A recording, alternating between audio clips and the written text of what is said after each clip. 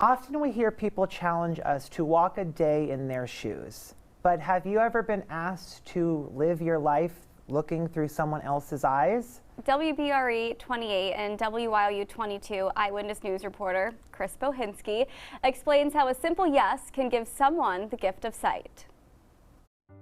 It's a lot like looking through life in a 5-year-old's finger painting.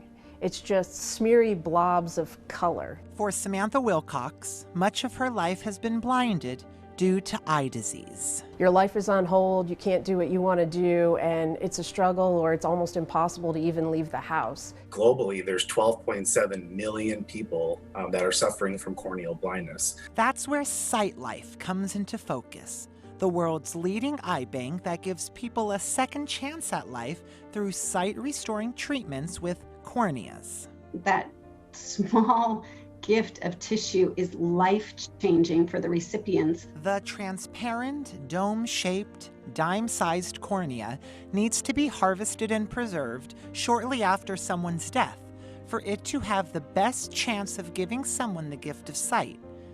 SightLife makes the difficult phone calls to grieving families to get their approval for that cornea donation. Often we find that just those conversations and that opportunity in a time of grief can bring a little hope and light in someone's bereavement. In August 2019, my siblings and I got that exact phone call. I understand the cost that my life and my happiness came to these individuals who on one of their darkest days made a decision to help me, a complete stranger.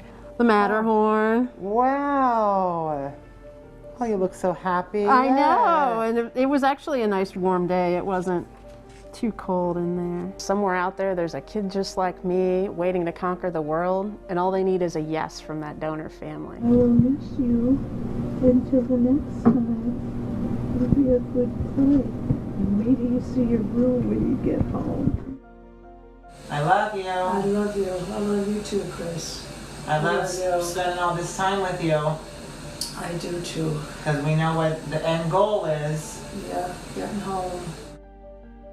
Although that home was heaven for my mom, maybe, just maybe, the person watching this story right now is watching through her eyes.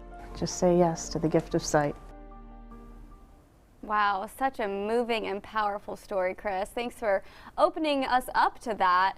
Now, here in Pennsylvania, nearly 95% of the state supports organ donation, but less than 50% of those people are actually registered. We have all the information you need for the SightLife program, plus how you can check your status and even become an organ donor.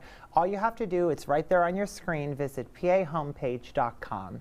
And I also just wanted to note, you may have noticed I was wearing a turquoise bracelet in that story. You saw it really when I was flipping through that photo album with Samantha, but this is my mom's turquoise bracelet. Later in life, basically when she was sick with the recurrence of cancer, she just loved turquoise stuff.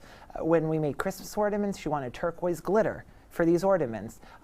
She just loved it, and we finally found a bracelet that she liked, and we were able to get extenders so it fit her wrist. So Mom and everyone else watching, I'm wearing this to honor all the loved ones in our lives that, you know, have passed on and are in a greater place. And a great way to honor everyone who's passed, your mom and whoever else you may have lost in your own life, is to be an organ donor and give that gift for other people. I personally have always been, ever since I got my driver's license at 16. Yeah, and that's usually the place where it starts for a lot of people, that conversation. But like we have to reiterate, so many people, almost 100% of the state of Pennsylvania support organ donation, but less than 50% are actually donors, because it's something that you might thought, yeah, I am. Yeah, but then something you good to look check into on. it and you know you're not. Yeah, so to learn more about that, just head to our website, pahomepage.com.